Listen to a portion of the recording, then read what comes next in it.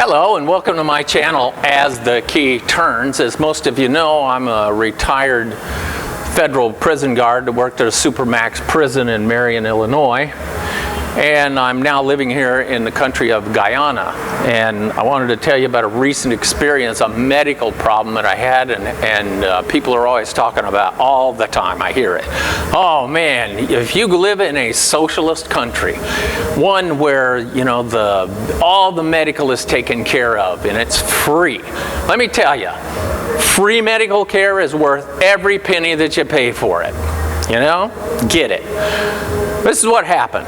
About 5 o'clock, just like 2 days ago, about 5 o'clock in the afternoon, evening, whatever you want to call it, I was painting some railings of my house, which is just over there.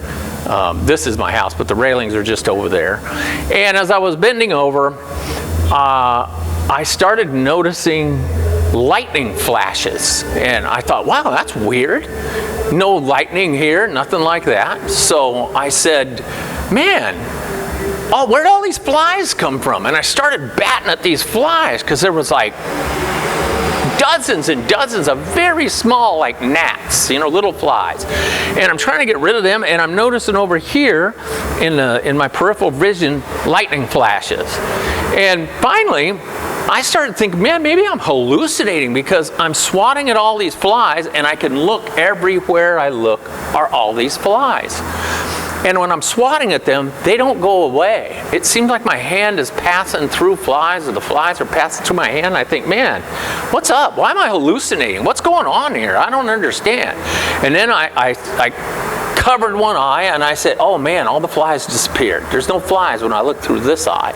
But when I look through that eye, I see flies everywhere. And I closed my eye and I still see this lightning flash. And I said, oh, this is some kind of this is a medical thing. This is not a hallucination. This isn't a, you know, reality.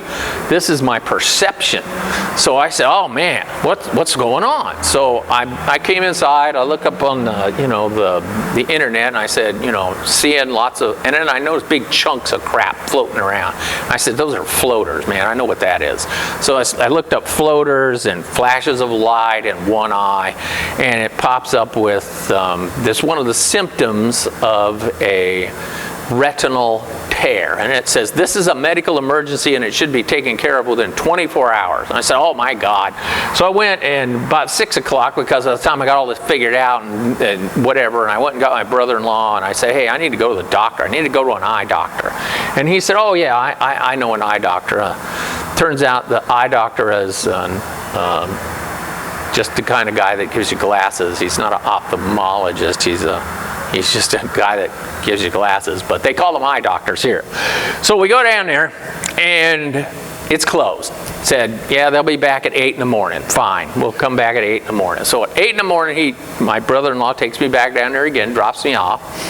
I wait around, the optometrist comes in, and the optometrist says, oh yeah, I can give you a complete exam, and he does everything that I want him to do except put drops in my eye to make my eyes dilate so he can really look at the back of my retina. He says, well, he can't do that, but he did everything else. Cost me 25 bucks, but he did give me a letter, an actual paper letter that says, you know, I'm referring you on to an ophthalmologist, somebody that can do the thing that you want. And then I said, well, where is that? And he gives me the name of a hospital in Georgetown called Woodlands Hospital. So I call Woodlands Hospital. When I walk back, it's about a mile. I walk back, and they said, sure, no problem. You can do a walk-in. You don't need an appointment, nothing like that. Come in at 1 o'clock. So I come in at 1 o'clock, and then they said, oh, you got to have an appointment. She doesn't see anybody without an appointment. I said, look, I got this referral. It's an emergency. My wife gets all pissy and says, look, this is a medical emergency. We can't wait till tomorrow and do another appointment. We need to be seen today. Oh, okay, well, then they seen us today. And I don't know why the hell they were doing that anyway, because this ophthalmologist had plenty of spare time during her work day to see other patients than she did. So they worked me in. she dilated my eyes, really looked it over good and said, yes, there is definitely something going on in your eyes. I can see a lot of the floaters. It looks like, you know, you do have a retinal tear. It is an emergency, but I am not the surgeon. And the person that needs to fix this is a surgeon. So you need to be seen by a surgeon. So she just right in front of me, she makes a phone call, and the surgeon tells her, yeah, I want to actually see this guy. If I'm going to do surgery on him, duh, he ought to see me. So he comes in at he's supposed to come in at 3:30. He comes in at 4 o'clock. And me and the wife have already discussed that, you know, if I have this problem, I'm going to go to Miami. In the morning, I can get a 7 o'clock appointment. I'll be there before noon. I'm going to call the VA hospital before my arrival and explain to them the situation. And they got all the stuff right there. It says it right there on their website, you know. And the reason that I wanted to do it that way and not get it fixed here in Guyana is because in Guyana they have a website and they talk about all kinds of things. And one of which they talk about the single doctor that they have that can work on retinas. They only have one, according to the internet. There's only one. And this article that was written was like in April, so like now it's December or something. So I'm like, wow, they only have one surgeon. And she's from Uganda, and she's bragging in there about how she took a 2-week course with a U.S. Air Force doctor.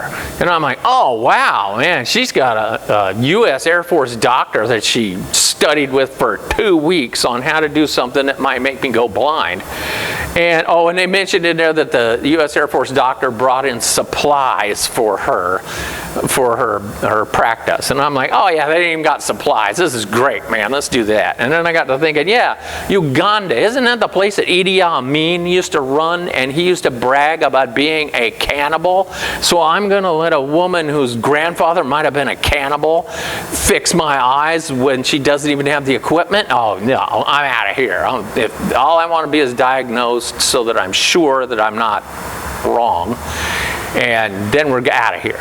So at this hospital, doctor looks it over, not this person that I read about, not the female doctor from Uganda. And the surgeon says, oh yeah, we got the equipment in the next room, we do the surgery, it's no big deal, we can fix you right up if your eyes require the surgery. Well, they looked it over. The surgeon says, well, yes, it did leak. I could see some damage in the back, but it's not leaking currently. There's no reason to do surgery. It might do more harm than good. So what we're going to do is just send you home. You're going to monitor your situation, and if this changes at all, whatever time, you need to come back to this hospital immediately and notify us, and if we have to, we'll work on it right away. And I'm like, wow, that's much better than having to wait another 24 hours and go to Miami. Now, what I've learned about this whole situation is that, one, my in-laws don't really understand the intricacies of medicine. So if I'm having a heart attack, these people are going to want to take me to some, doctor that don't deal with hearts, and we're going to waste a lot of time. So I need to look up and kind of have a list of places for, hospitals that do emergency surgeries, things like that. If I fall, if I have a stroke, if I have a stroke, I may not be able to assist in my own recovery. And then of course we need to get insurance that if I need to be flown out of here, I don't have to wait for a commercial flight. You think you're going to take a guy that's having a heart attack on a commercial flight? I don't think so. So I needed to do that, and then of course I need to educate my wife. And here's a list of stuff. If this or that happens, maybe you're going to want to contact these people and have backups to it, because nobody ever answers the bloody phone around here. So I wanted to be ready for those kind of inevitabilities if it ever happens again, and get the proper insurances in case I need to use them. I do have the normal insurance that was issued to me by the government, and it does cover me while I'm overseas. It's just that it's a kind of a pain in the butt. But another thing that I noticed was this entire thing that I'm talking about, all 3 of these doctors and one assistant guy, one medical professional guy, all of those people charged me a total of $50. Then I had to take a bus back from Georgetown. That cost $1. My wife went with me. That cost another $1. And then I think we gave somebody like a tip somewhere, so that was another $1. So I spent $3 getting back. I took a cab there because I didn't want to wait. I wanted to be on time, and that cost me $10. So this entire episode was under $75 for everything, and I'm including transportation, everything. Now in the States, my deductibles would have been far beyond that. $35 just to go see the doctor, and then it would have been another at least $50 to see the specialist. So right there, I would have already beyond what it would have cost me. But this was private pay. This isn't the thing that the government issues. Now the government, you have to go down and beg for your little receipt or your slip of paper, and then you take that to the provider, and it would have just been on and on. And my brother-in-law was really upset. It bothered him greatly that I did not do that, because I actually had to pay like 50 whole bucks, you know, the end of the world for the guy. And it was like, man, this is really cheap considering what I would have had to pay. So please don't get upset. And I'm watching the cops write tickets out here. I wanted you guys to see this. They do that right here. This is just, I think this is kind of cool. Maybe I can zoom in on this fellow from my road here. Let's see if I can zoom in on the guy. And there he is. Let's focus. There we go. This guy here, he's writing tickets. He stands on the side of the road, he waves you over, and he writes tickets. That's how it works here in Guyana. They very rarely pull you over with a car. This is how tickets are written in Guyana. And thought that'd be cool, you know, you could, and I see this all the time. And yes, there's a traffic jam here. Maybe you can see this. This is getting to be evening, so here's the evening traffic jam that I get. So I thought I would tell you about the medical thing, because you guys many people are always asking me about, you know, hey, Guyana, would I move there? You know, you got to have a support system to move here, and you got to kind of live here for a while to know what you're doing. You just don't walk in and decide to stay in a hotel and everything's going to be okay. And just thought I'd tell you all that. And like, subscribe, hit the thumbs up button if you could, and by all means watch my next videos. That'll probably be about prison.